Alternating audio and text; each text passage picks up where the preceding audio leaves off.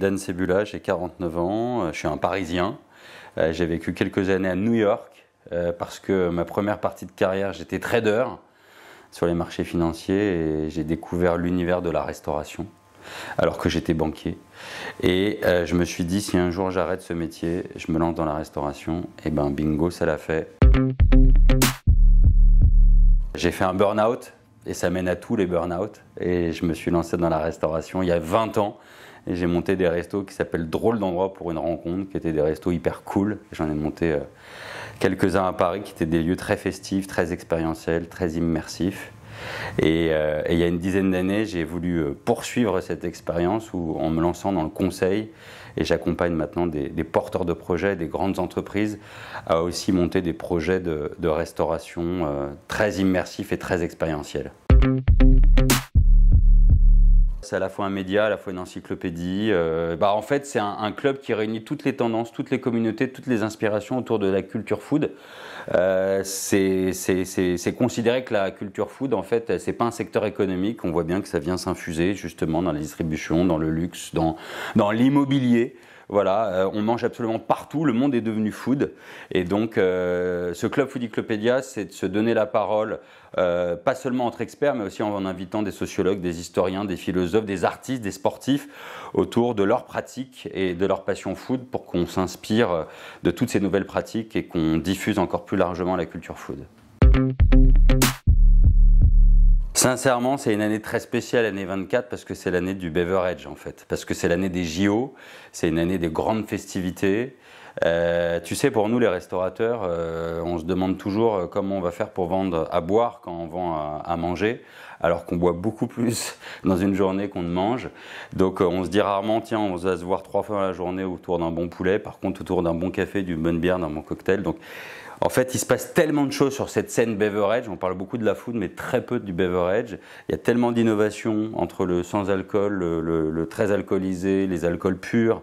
On a aujourd'hui tout un tas d'innovations en termes de verrerie, en termes de format. Les gens se servent eux-mêmes leur bière, des drink walls.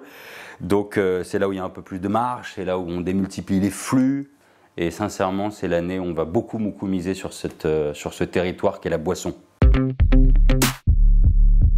Je pense que c'est au contraire une opportunité géniale parce que les chefs français étaient un peu bloqués peut-être dans notre culture très gastronomique, très culinaire.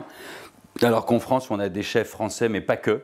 Et la scène food est très vaste et très diverse. Et c'est au contraire l'occasion de montrer tout l'étendue à la fois des formats, à la fois des cultures, à la fois des façons de manger. Et c'est au contraire l'occasion de montrer que la France est un pays qui a pu peut-être rattraper son retard par rapport à des Lisbonne, New York, Berlin. Non, c'est une super opportunité.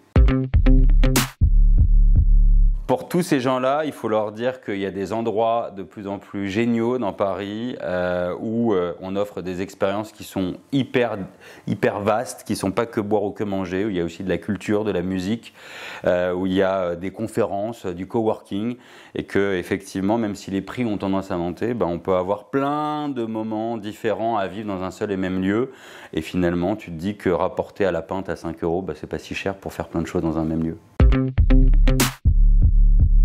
Le luxe va devenir street food parce que le luxe est déjà streetwear, que finalement quand on regarde un peu les initiatives dans la restauration ou dans l'hôtellerie de ces grands groupes de luxe de type LVMH, finalement ils sont un peu victimes de leur culture, c'est-à-dire que le beau c'est un super architecte qui va faire un super restaurant et un super chef, et c'est très relatif un super chef, si possible un peu gastronomique ou étoilé, et c'est ça la bonne bouffe. Finalement, la bonne bouffe, c'est celle qui va être consommée, comme disait Bocuse, donc celle qui va être appréciée par les générations, les nouvelles générations, et c'est sûr quand on voit l'influence de la culture streetwear, elle viendra aussi dans la street food, et on peut très bien avoir une street food de luxe avec des ingrédients hyper bien travaillés. On le voit, Jean Humbert, déjà avec le défilé avec Pharrell, déjà commencer à mettre du fish and chips à la carte, avec des gestes un peu luxe, de l'art de la table un peu luxe, mais les produits et le style de plat ne sont pas des trucs très luxe. Et c'est ça qui est cool. C'est le E qu'on va mettre après le food and beverage. c'est l'entertainment, et nous on aime bien faire une contraction de ce qu'on appelle l'entertainment, c'est-à-dire que considérer que la food et boire le miam miam, le glouglou, c'est juste un moment, mais qu'en fait il faut considérer que l'expérience, en fait il faut le voir comme du divertissement, et que la vraie tendance c'est le moment qu'on va vivre. C'est les gens qu'on va y rencontrer, et c'est un truc qui est extrêmement cohérent, extrêmement global, et ceux qui pensent le lieu comme étant un grand lieu de vie avant d'être un lieu juste de restauration, c'est ça la vraie tendance. Et d'ailleurs c'est récupéré, on le voit dans le luxe, dans la distribution, dans le loisir, dans le sport. Tous les grands secteurs économiques récupèrent la bouffe pour en faire des grandes expériences, et la bouffe finalement c'est un prétexte.